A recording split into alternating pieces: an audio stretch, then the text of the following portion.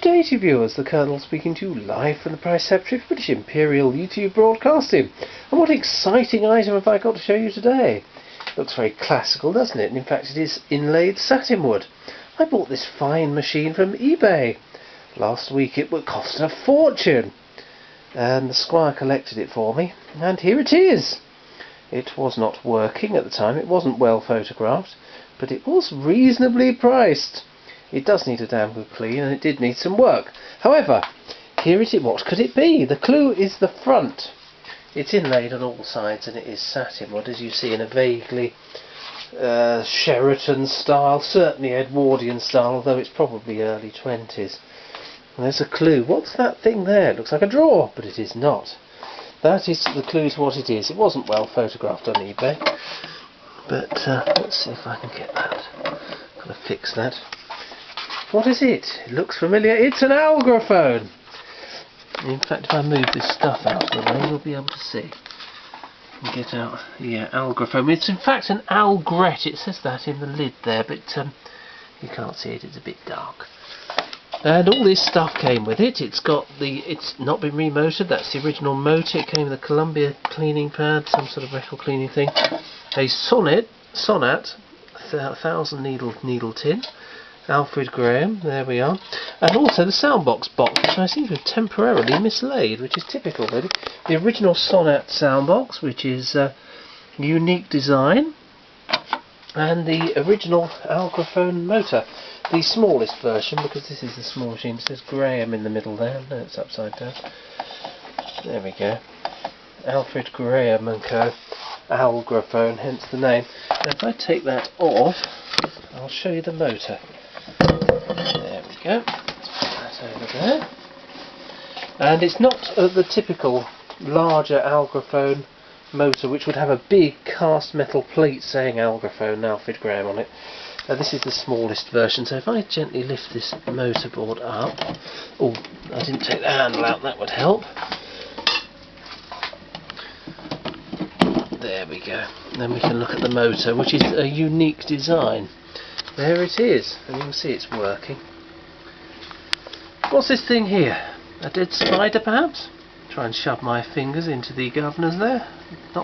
That is in fact an oiling wick. Now some of you may have seen such a thing used with the later Columbia, slightly later Columbia motors. The big triple spring jobs have those, the fully enclosed motors.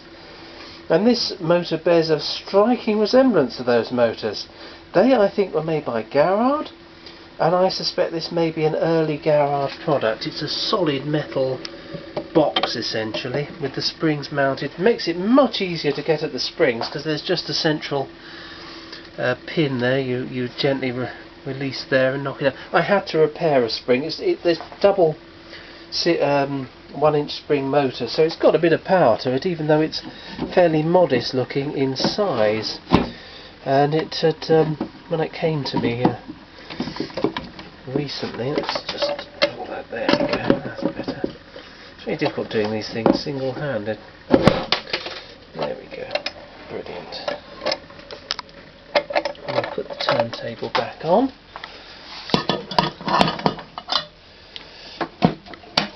Yeah, so it's got the wick arrangement to oil the governors.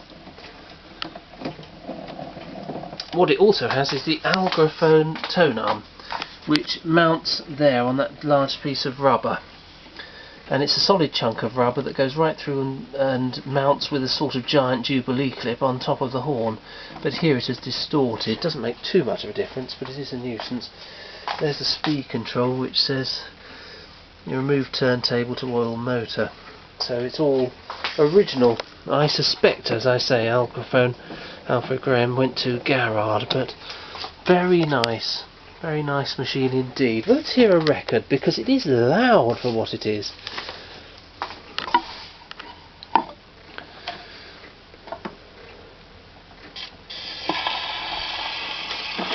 And that's another feature.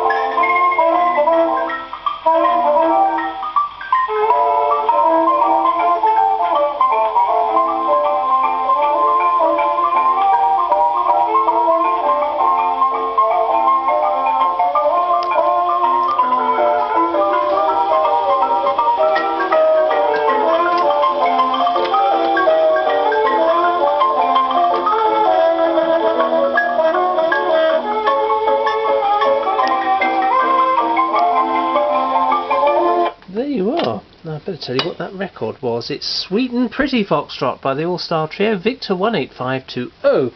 Now, the thing about these Algraphones, they have this strange device here.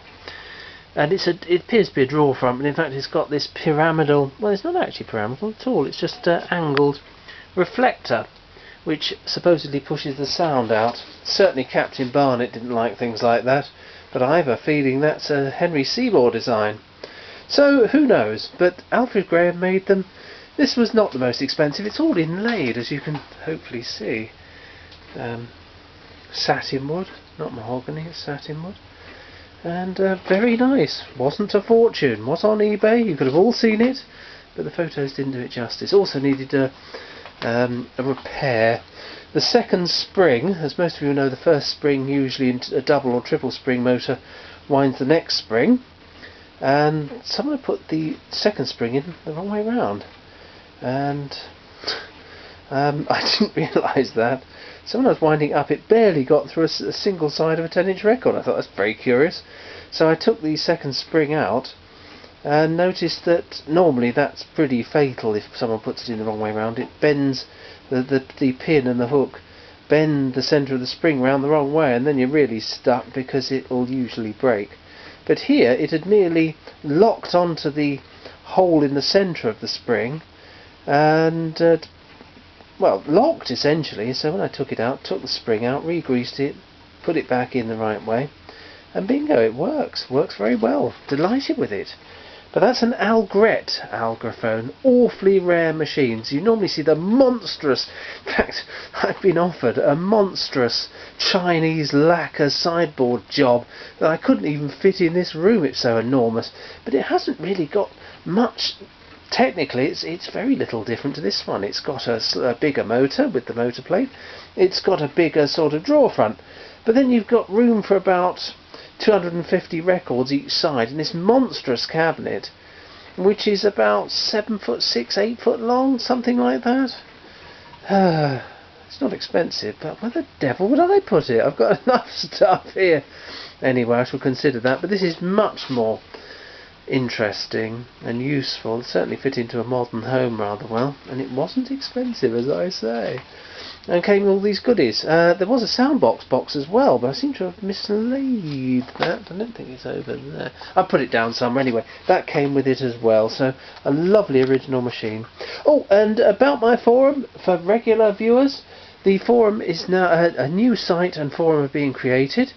All the information will be transferred to it. So, you know, we'll be up and running in about a week, I'm told, or maybe less. So we'll see what happens on that one. I'm rather pleased. It'll be modern, it'll be searchable, people can join. The old forum had, well, the software was well out of date. I knew that some time ago, but the trouble is updating it would have meant losing the information, which was not the plan. So I kept the old forum as it was for as long as possible. But I did set up what, well, I don't know what the technical people call it, but a sort of CCTV to see if anyone did anything naughty, and they did, and they got caught. Hacking is a serious offence. But more news on that nearer the time when the people are prosecuted. Anyway, so new forum up in about probably less than a week now. So if you've missed it, all the information is still there. I can access it, you can't at the moment, but a new site will be about soon. It will be searchable and viewable on mobile phones, why anyone would wish to do such a thing, I'm not certain. But there you go. Technology of that kind is not my forte. Anyway, hope you enjoyed the video. Lovely machine. £10 well spent. Thank you and goodbye.